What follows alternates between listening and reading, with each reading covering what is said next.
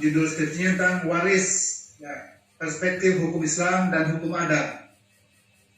Dengan pembimbing Pak Nur Hadi dan penguji Bu Oneng, Nurbaria, dan saya sendiri. Untuk itu mari kita buka sidang skripsi ini. Bismillahirrahmanirrahim. Bismillahirrahmanirrahim. Untuk itu kepada Khairul Latif dipersilakan. Warahmatullahi wabarakatuh. Waalaikumsalam. Alhamdulillahirrahmanirrahim. Puji syukur kehadirat Allah Subhanahu wa Ta'ala yang kemudian sudah memberikan kita nikmat sehingga hari ini kita bisa sama-sama melaksanakan ujian skripsi di Fakultas Agama Islam dengan metode ujian yaitu online atau daring. Salawat dan salam kita haturkan kepada Nabi Muhammad SAW yang telah memperjuangkan agama Islam hingga sampai saat ini.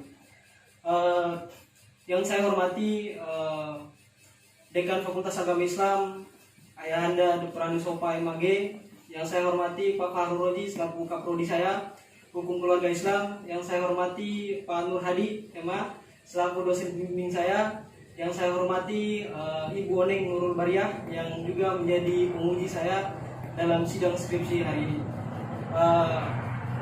Terlebih dahulu saya ingin mempresentasikan hasil penelitian saya. Mohon izin Pak, apakah presentasi saya udah bisa muncul di layar Bapak? Muncul. Belum muncul.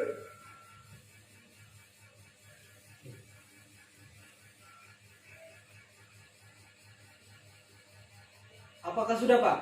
Ibu? Iya. Oke. Terima kasih Pak. Sudah ada.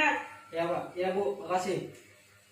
Ya, baik, saya akan mempresentasikan skripsi saya yang berjudul Waris Perspektif Hukum Islam dan Hukum Adat dengan studi kasus pada suku Lewerong, Desa Kalikuruel, Kecamatan Biasuri, Kabupaten Lembata, Provinsi Nusa Tenggara Timur. Terlebih dahulu saya menyampaikan latar belakang penelitian saya. Adapun beberapa poin yang kemudian menjadi latar belakang penelitian saya, yaitu setidaknya ada 5 poin. Yang pertama adalah mengenai dengan masalah pembagian harta warisan pada masyarakat suku Lewerong. Ternyata di sana mengenai cara pembagian yang dilakukan itu adalah mengenai dengan musyawarah atau dilakukan dengan musyawarah keluarga. Kemudian dilanjutkan dengan hibah dan kadang diselesaikan oleh para pemangku adat. Kemudian yang kedua, masalah pembagian harta warisan pada masyarakat suku Lewerong mengenai waktu pelaksanaan pembagian harta warisan kadang dilaksanakan sebelum pewaris meninggal dunia atau telah dibagikan kepada ahli warisnya. Jadi sebelum pewaris meninggal dunia, pewaris sendiri sudah membagikan harta warisannya kepada ahli waris masing-masing. Kemudian yang ketiga, masalah pembagian harta warisan pada masyarakat adat suku Lewerong yang mengenai dengan hak dan kedudukan anak tertua itu menjadikan anak tertua atau dalam bahasa suku saya itu sebagai anak meker itu sebagai pemegang mandat atas harta peninggalan dan dapat dibagikan kepada saudara-saudarinya ketika mereka telah dewasa secara mandiri. Kemudian yang keempat, mengenai dengan kedudukan hak anak perempuan atau anak ariang dalam bahasa suku saya, itu sebagai ahli waris pada masyarakat adat suku Lewerong, itu terkadang sama sekali tidak memperoleh hak bagian sebagai ahli waris. Dalam hal ini dia statusnya sebagai ahli waris anak perempuan. Yang berikut yaitu tentang kedudukan hak anak bungsu atau dalam bahasa suku saya itu anak deing. Pada masyarakat adat suku Lewerong, dia berhak mendapatkan harta warisan berupa rumah peninggalan dari pewarisnya atau orang tuanya. Sedangkan saudara-saudara yang lainnya, terkhusus kepada kakak-kakak saudara laki-lakinya itu diperintahkan atau disuruh untuk membangun rumah sendiri. Nah, artinya dengan demikian dari latar belakang poin-poin dari 5 tersebutlah yang kemudian menjadi dasar latar belakang saya untuk meneliti persoalan terkait dengan waris perspektif hukum Islam dan hukum adat. Baik tentang cara pembagian harta waris suku Lewerongnya, kemudian mengenai dengan waktu pembagiannya, kemudian mengenai dengan hak anak pertamanya, kemudian mengenai dengan hak anak perempuan, dan kemudian mengenai dengan hak anak bungsunya. Yang selanjutnya yaitu tentang fokus dan subfokus penelitian saya. Fokus penelitian saya yaitu berfokus pada kewarisan perspektif hukum Islam dan kewarisan perspektif hukum adat di studi kasusnya di suku Lewerong, Desa Kalikuruel, Kecamatan Biasuri, Kabupaten Lembata, Provinsi Nusa Tenggara Timur. Kemudian ada pun subfokus pada penelitian saya yaitu sebagai berikut, yaitu yang pertama, implementasi pembagian harta waris menurut hukum Islam dan hukum adat pada suku Lewerong tidak terlaksana secara utuh. Yang dimaksud dengan tidak terlaksana secara utuh dalam hal ini adalah ada beberapa poin yang kemudian saya sampaikan dalam latar belakang tersebut. Yang kedua, kurangnya kesadaran masyarakat adat untuk menyimbangkan hukum Islam dan hukum adat dalam persoalan waris. Artinya dengan mayoritas masyarakat yang hidupnya sangat terpencil di ujung Indonesia, justru menjadi konsekuensi bahwa hukum adat itu sangat kental dan sangat kental dan untuk dalam kehidupan masyarakat adat di sana. Rumusan masalah penelitian saya yaitu tentang bagaimana pembagian harta waris pada suku Lewerung, Desa Kalikruel, Kecamatan Biasuri, Kabupaten Lembata, Nusa Tenggara Timur. Kemudian yang kedua, dari bagaimana perspektif hukum Islam terhadap pembagian harta waris pada suku Lewerung, Desa Kalikruel, Kecamatan Biasuri, Kabupaten Lembata, Nusa Tenggara Timur. Tujuan dan manfaat penelitian saya, yang pertama adalah untuk mengetahui bagaimana pembagian harta waris pada masyarakat suku Lewerung, Desa Kalikruel, Kecamatan Biasuri, Kabupaten Lembata, Nusa Tenggara Timur. Yang kedua, untuk mengkaji perspektif yang bagaimanakah hukum Islam terhadap pembagian harta waris pada masyarakat suku Lewerung, Desa Kalikruel, Kecamatan Biasuri, Kabupaten Lembata, Nusa Tenggara Timur. Di antara kegunaan penelitian saya yaitu yang pertama sekali dapat memperkaya ilmu pengetahuan Islam khususnya, yang kedua dapat memperkaya pengetahuan dan saya menemukan penelitian baru terkait dengan kehidupan masyarakat adat suku Lewerung. Artinya hari ini saya belum pernah melihat ada mahasiswa-mahasiswa baik dari mahasiswa yang berada di Provinsi Kupang, Provinsi Nusa Tenggara Timur, mahasiswa Kupang, mahasiswa Makassar, mahasiswa Malang yang kemudian belum meneliti tentang kasus terkait waris adat ini. Yang selanjutnya bertambahnya jumlah karya ilmiah di Akademik Perpustakaan Fakultas Agama Islam Universitas Muhammadiyah Jakarta. Baik, selanjutnya saya mempresentasikan metode penelitian saya. Penelitian yang saya gunakan dalam penelitian ini yaitu menggunakan pendekatan kualitatif kasus dengan metode yaitu deskriptif analisis atau mendeskripsikan konsep kewarisan menurut hukum Islam itu sendiri dan konsep kewarisan menurut hukum adat pada suku Lewerung, Desa Kalikruel, Kecamatan Biasuri, Kabupaten Lembata. Dan tidak hanya itu saja, saya melanjutkan dengan studi lapangan untuk memperoleh informasi dari beberapa responden lapangan mengenai dengan objek penelitian yang dilakukan yaitu melalui observasi, kemudian studi pustaka, wawancara, dan dokumentasi. Kemudian selanjutnya yaitu teknik pengumpulan data. Teknik pengumpulan data yaitu yang pertama saya melakukan observasi. Penulis melakukan observasi yaitu melalui pengamatan terhadap suatu objek dengan menggunakan seluruh alat indera. Artinya, alhamdulillah saya sendiri berasal dari sana. Saya juga selaku putra dari suku Lewerung dan saya alhamdulillah berhasil untuk meneliti dan meneliti objek yang diteliti secara utuh baik secara panca indera saya. Kemudian studi pustaka. Studi pustaka ini saya lakukan dengan tujuan untuk menambah referensi berupa buku, kemudian catatan, jurnal, skripsi. Skripsi ini tentunya saya mengambil dari kebanyakan dari mahasiswa-mahasiswa yang meneliti tentang suku Batak, suku Minang dan ya khusus kepada mahasiswa yang mengkaji tentang perspektif waris adat di kampungnya masing-masing. Kemudian yang ketiga yaitu wawancara. Wawancara ini saya mengambil ada 5 tokoh yang kemudian menjadi saya wawancara, yaitu yang pertama adalah tokoh pemerintah, kemudian yang kedua yang pertama tokoh adat. Tokoh adat ini ada 2. Yang pertama tokoh adat tinggi, kemudian yang kedua tokoh pemandu adat, kemudian ada tokoh agama, kemudian ada ahli waris keluarga yang bersangkutan, kemudian ada tokoh pemerintah guna untuk mendapatkan penjelasan terkait persoalan dalam penelitian saya. Kemudian yang terakhir itu dokumentasi. Penulis menggunakan dokumentasi dalam hal ini berupa gambar dan pemotretan dan rekaman suara dari responden. Ini disampaikan dalam lampiran penelitian pada akhir skripsi saya. Teknik analisis data yang saya gunakan yaitu awalnya saya menyeleksi data-data yang diperoleh, kemudian saya kumpulkan, kemudian saya menyeleksi lagi apakah pertanyaan-pertanyaan yang kemudian saya sampaikan dalam wawancara tersebut apakah sesuai atau tidak. Kemudian selanjutnya saya mengklasifikasi data-data tersebut atau memisah-misah kira-kira yang paling pertama dan yang paling akhir urutannya bagaimana, dan yang paling penting dan yang paling tidak penting urutannya bagaimana. Kemudian saya menganalisis data-data yang sudah disusun atau yang telah diklasifikasikan. Kemudian yang terakhir adalah langkah terakhir yang saya lakukan adalah dengan menyimpulkan data-data tersebut. Saya rasa gambaran umum latar penelitian ini mohon izin Pak, Bapak, Ibu bisa melihat langsung karena ini setidaknya masih banyak sekali latar belakang, baik dari saya ambil pertama dari nama Lembatanya, mungkin Provinsi Nusa Tenggara Timur kita sudah sama-sama tahu Pak. Kemudian dari nama Lembata, kemudian dari Kecamatan Biasurinya langsung kepada Desa Kalikruel. Jadi kalau Desa Kalikruel itu di sana mungkin saya tidak perlu jelaskan atau bagaimana Pak? Pak? Yang terkait dengan waris aja. Oke Pak, oke siap Ibu, makasih. Ya.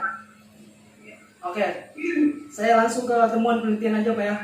Nah, sebelum ke temuan penelitian khususnya di desa di suku Lewerung secara umum, saya klasifikasi secara umum dulu. Kira-kira masyarakat adat secara umum di sana itu seperti apa, khususnya di desa Kalikuwel. Kemudian ternyata di sana masyarakat adat desa Kalikuwel itu dihimpun dalam beberapa etnik. Yang pertama termasuk juga dalam penelitian saya itu suku Lewerung atau disebut Huna Pangka, Leutuang, Nero, Dapu Beang, Marisa dan Leutuang. Kemudian di sana juga ada tradisi yang namanya Pohing Ling Holowali, itu bahasa saya Pak. Itu artinya bahu membahu atau saling galeka lewau namanya. Itu kerjasama. Filosofi ini sangat mengakar dan menjadi nilai yang sangat senantiasa dilakukan oleh masyarakat adat desa Kalikuwel. Di sana juga ada tradisi yang namanya Bineng Maing, Bu. Itu Bineng Maing atau Belelu. Di situ ada pihak perempuan dan pihak laki-laki mempertemukan untuk membicarakan tentang waktu pernikahan dan mahar atau pernikahan. Mungkin saya langsung ke corak hukum adat suku Lewerung. Yang pertama, sistem kekerabatan adat hukum Lewerung itu dia menganut sistem patrilinear atau garis keturunan anak. Ini menjadi konsekuensinya adalah saudara laki-laki itu yang menjadi termasuk saudara laki-laki dan anak bungsu itu yang kemudian menjadi pewaris yang yang menjadi bagian waris tertentu lah. Dalam hal ini anak perempuan kadang dia tidak memperoleh harta warisan. Kemudian yang kedua, masyarakat adat suku Lewerung menganut sistem perkawinan adat eksogomi atau ketika seorang perempuan itu dia menikah maka dia menganut asas eksogomi atau dia sukunya keluar. Dalam hal ini sukunya berpindah kepada sukunya suami ini dan dia termasuk bukan berarti bahwa dia terlepas dari sukunya atau hak asuh dari orang tuanya, tapi dalam hal ini segala bentuk tanggung jawab dan lain sebagainya sudah dilepas pada waktu pembicaraan tentang waktu pernikahan dan mahar pernikahan. Oke. Selanjutnya saya pembahasan tentang penelitian saya Pak. Bapak Ibu mohon izin. Di sana saya menemukan yang pertama tentang cara pembagian harta warisan. Cara pembagian harta warisan di sana ada beberapa tokoh yang kemudian saya wawancara. Ternyata cara pembagian harta di sana itu yang pertama berupa penerusan atau hibah. Penerusan atau hibah di sini yang mereka pahami di sana yaitu tentang peralihan. Dalam hal ini sebelum pewaris meninggal pun itu sudah termasuk bagian daripada hibah. Jadi kalau misalkan ada orang tua yang ketika ada orang tua yang bisa dikatakan bahwa dia sudah berumur tua, dia memanggil anak-anaknya yang paling tertua dan anak-anak yang lain untuk langsung dibagikan di situ dengan cara penunjukan secara langsung. Misalkan tanah, mereka berjalan bersama-sama untuk menunjukkan bahwa kamu bagiannya di sini, misalkan begitu. Kemudian yang kedua, musyawarah keluarga. Kemudian yang selanjutnya itu ketentuan adat. Ketentuan adat yang dimasukkan di sini adalah ada harta-harta peninggalan yang bersifat historisnya sangat kuat, sehingga yang mengetahui tentang itu hanyalah tokoh-tokoh sejarah, tokoh-tokoh adat, sehingga yang mereka artinya setidaknya sepenuhnya diserahkan kepada para pemangku adat. Kemudian waktu pembagian harta warisan. Di sana ada dua sebenarnya Bu, tapi yang lebih condong itu kebanyakan sebelum meninggal dunia hartanya sudah dibagikan. Ada juga yang setelah meninggal baru dibagikan dengan cara anak maker yang sebagai ketua dalam permusyawaratan itu. Kemudian terkait dengan kadar atau jumlah pembagian masing-masing ahli waris, di sana ternyata tidak ditentukan secara tertulis atau secara angka. Secara tertulis atau secara angka tidak ditentukan, hanya saja menentukan tentang bagian anak maker dan selanjutnya dalam penelitian saya. Hak anak sulung. Hak anak sulung itu yang pertama seperti yang saya sampaikan latar belakang bahwa dia sebagai pemegang mandat atas harta peninggalan pewaris. Jadi ketika anak-anaknya sudah dikatakan bahwa mereka mumpuni atau sudah dewasa, baru harta tersebut dibagikan. Kemudian dalam pewarisan anak tertua atau anak maker hanya bersifat penguasaan atas harta. Artinya tidak sepenuhnya dalam semasa hidupnya dia menguasai harta tersebut.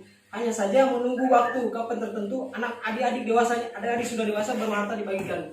Kemudian salah anak sulung dalam suku Lewerung hanya melekat pada anak laki-laki saja. Jadi misalkan ada orang tua yang melahirkan anak pertama yaitu anak perempuan, tapi dia tidak bisa dikatakan bahwa dia sebagai anak pertama atau anak maker. Hanya yang kemudian dilahirkan bahwa anak laki-laki, bang itulah disebut sebagai anak pertama atau anak maker. Kemudian hak anak perempuan Bu. Di sana ada hak anak perempuan dalam ahli waris hanya menikmati harta guna. Dalam hal ini menganut asas eksogomi tadi. Artinya mereka menganggap bahwa ketika perempuan ini sudah menikah, maka tanggung jawab itu sudah diserahkan kepada pihak orang tua dan suaminya itu. baik dari kehidupan kebutuhan hidup sehari-harinya dan lain sebagainya. Hal ini menjadikan latar belakang bahwa anak perempuan itu tidak mendapatkan apa-apa. Pada dasarnya setelah saya wawancara di kepala toko adat tinggi, Bapak Kahrudin Paukuma itu, dia mengatakan bahwa sebenarnya ada bagian waris tertentu yang disebut dengan Hoba Utara. Kalau bahasa saya namanya Hoba Utara. Hoba Utara itu artinya ada sebagian khusus tertentu, yang diserahkan atau diberikan kepada anak perempuan.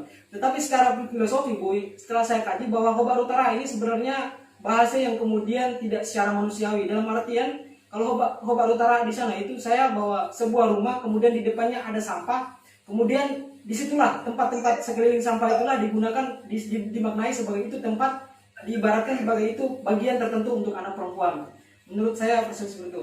Kemudian ada hak anak bungsu, bahwa hak anak bungsu di sana ternyata dia mendapatkan rumah. Dalam hal ini anak-anak, ada kakak-kakak yang lain itu diperintahkan untuk buat atau rumah sendiri atau untuk berusaha sendiri. Di sisi lain juga anak bungsu bertanggung jawab mengurus segala kebutuhan kedua orang tuanya kelak ketika berusia tua hingga wafat.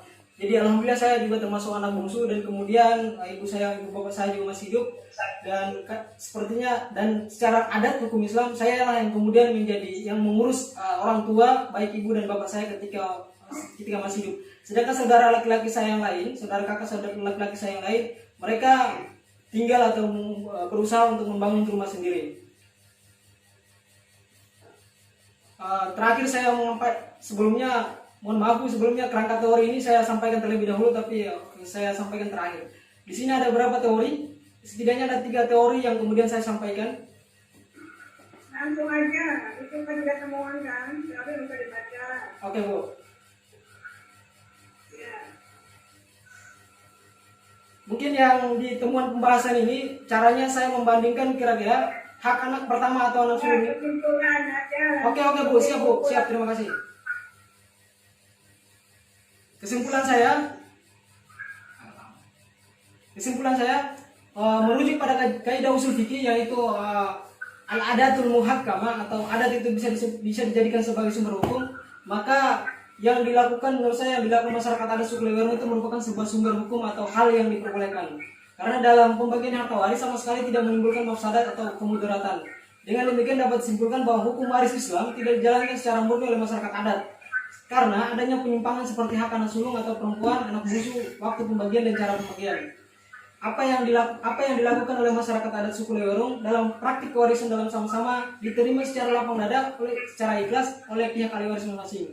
Di sisi lain juga Allah Subhanahu wa taala mensyariatkan bahwa secara tegas bahwa Islam yang paling benar adalah kembali kepada Al-Quran dan hadis Rasulullah SAW. Artinya manusia mematuhi aturan yang kemudian sudah ditentukan oleh Allah Subhanahu wa taala dalam Al-Quran dan hadis, termasuk di dalamnya hal pembagian harta warisan, bahwa sesungguhnya apa yang telah disyariatkan oleh Allah untuk manusia itulah yang paling baik dan paling adil di sisimu. Mungkin sekian Bu presentasi dari saya terkait dengan waris perspektif hukum Islam dan hukum adat. Selanjutnya saya serahkan kepada Kapolri saya, Pak Farul Raji, untuk bisa diujikan.